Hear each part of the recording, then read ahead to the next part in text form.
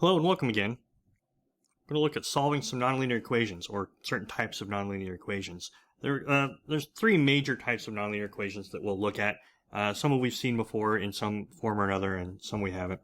The three I'm going to look at are radical equations that look like this, something like 3 square root of x equals 9, say.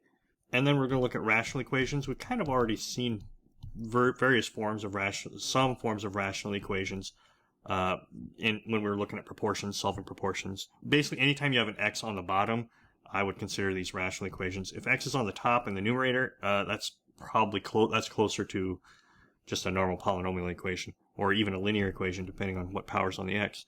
X minus 3, so 4 divided by x minus 3 equals, 7. And finally, we've got our general, and the one you'll probably come across the most, polynomial equations. We're going to start with simpler, with x squared plus 4 equals 20, x cubed, even if it's just x to a power equals another number, these kinds of things.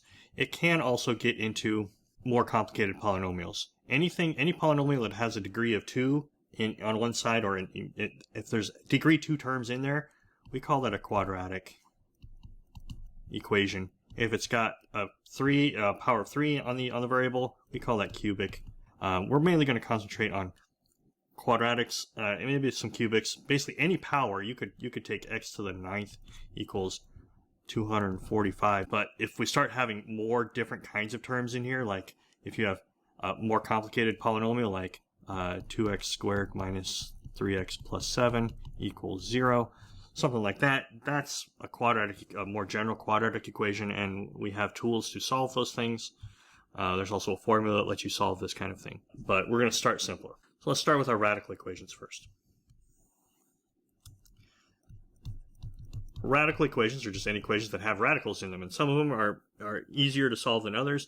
We will generally solve these by take both sides to the power. That cancels the radical. That undoes the radical. That's basically how we will solve these. So the thing we'll do to both sides is taking both sides to a power. So let's look at very, very basic example. Square root of x equals 5. What number is the solution to that? Well, multiply or take both sides to the second power, and you get that square cancels off the square root, and you get x equals 25, and that's the solution. Here's another one. 3 times the square root of x equals 9. There's a couple ways you could do this. You could divide both sides by 3 first, and then square both sides. Let's do that. Divide both sides by 3 first, and then we got square root of x equals 3, and then square both sides. You get x equals 9. Or we could just square both sides from the get-go, but we have to know how to do our distributive law stuff. If we square both sides, you got to square the entire left side, and that square applies to both the 3 and the square root of x. So we get 3 squared times square root of x squared, I'll write it, equals 81. And so then we get 9 times, well, the square root and the squares cancel each other, so it's 9 times x equals 81. Divide both sides by 9, and you get 9. So you get the same answer. Obviously, this first one was probably a little bit easier, but you never know.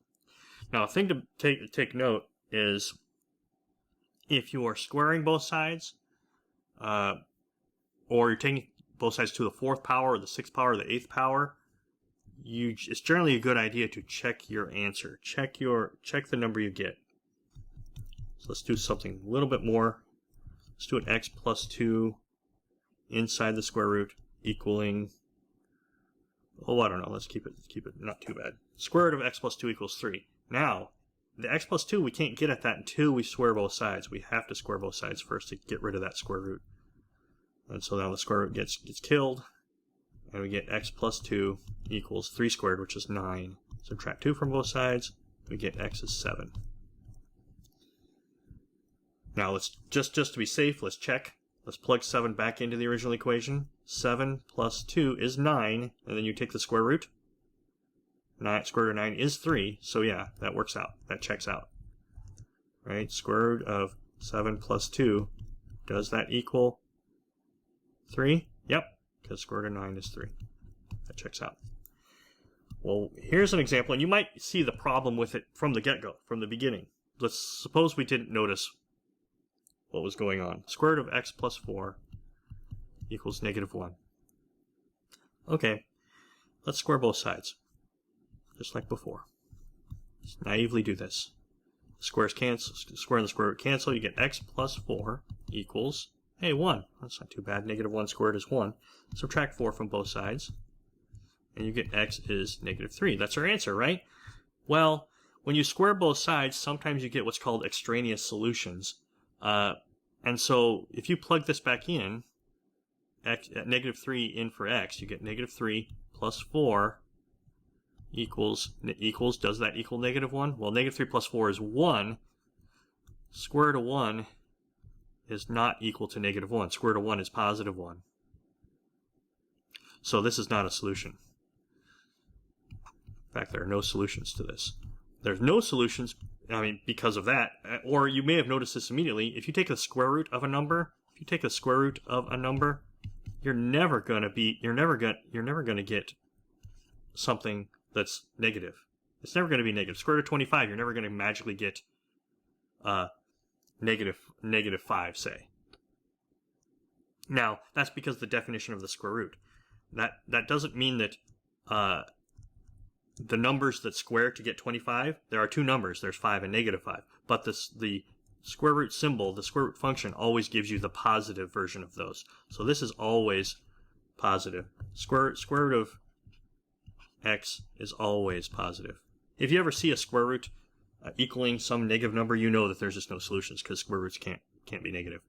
So always check your solutions, especially if you're taking both sides to an even power. If it's an odd power, you don't have to worry about it so much. But if you're taking things to an even power, probably need to check your solution because it's possible you could get some what we call extraneous solutions. That guy there. Rational functions. This would be pretty straightforward because we've done this type of stuff before where we clear both sides, clear the fractions. Here's rational. Rational just means ratio. There's a fraction involved. Let's use this example. 4 over x minus 3 equals 7. Okay, well, I don't want there to be a fraction here. I'd like to get that x is on the bottom. I need to get it on top because then I can do some solving. So what I'll do is just multiply both sides by that denominator. It's basically like clearing fractions like we talked about before. So let's multiply by x minus 3 on both sides, and it may require some distribution. On this side, this x minus 3 kills off that whole x minus 3. Think of it as one factor that is killed off. And you're left with 4 on this side. On the right side, the 7 distributes, 7x minus 21. And then, as normal, we would add 21 to both sides. So this gives us 25 equals 7x. Divided by 7, x is 25 divided by 7. X is 25/7. It's possible that you could have problems with these two. If I got through this whole solution process and got x equals 3, I would know that when I plug this back in, plug 3 back in for x, that would put a 0 in the denominator of this, which means it's not a solution. So it's possible with rational equations to get illegal solutions, basically solutions that don't work, mainly because they make the denominator 0 or something like that. So it's a good idea to check your answers with this too. Usually with nonlinear stuff, I usually like to check. Okay. The last kind of problems are, the last family of problems are probably the largest. Polynomial equations. Basically, it could be anything like 3x squared minus 4x plus 2 equals 7. It could be 9x to the 5th plus 4x squared plus 3x minus 1 equals 0. Anything like these. Now, these two here are somewhat non-trivial. At least, well, the second one is definitely non-trivial to solve. But we're going to start simple. We're going to start with this equation. x squared plus 4 equals 20. What I'm going to do is subtract 4 from both sides first, and I get 16. Now I can take the square root of both sides, but remember when I said the square root only takes the positive number, the positive value of it never produces negative values? Well, the thing is, the solutions to this equation are both positive 4, right? 4 times 4, 4 squared is 16, but also negative 4, the whole negative 4 squared, is also 16. So when you quote-unquote take the square root of both sides, you need to include the positive and negative versions. Square root, but need plus or minus, the plus or minus, both plus or minus. So basically you have two cases. Square root of x squared equals plus or minus the square root of 16 is kind of how I'll write it. And that means x equals plus or minus 4. Or you could write it as 4 or negative 4. And those are your solutions. So we need the plus minuses here. Okay? We need those whenever you take the square root of both sides. When you're taking the cube root of both sides, you don't have to worry about that so much. Or at all, really. So let's look at something with a cube. Let's look at x minus 1 cubed.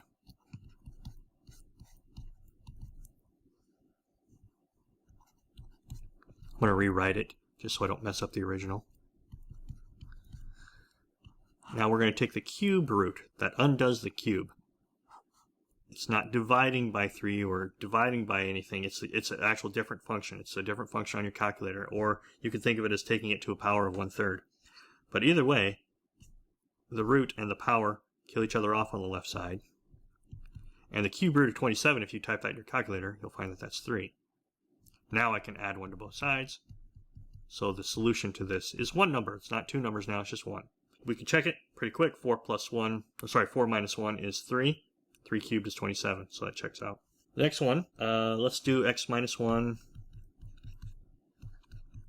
squared again equals 25. So we're going to take the square root of both sides. I'm going to leave myself a little bit of room here. Take the square root of this, and I'll put a plus or minus in front of the square root of 25. You only need to put a plus minus in front of one of the sides.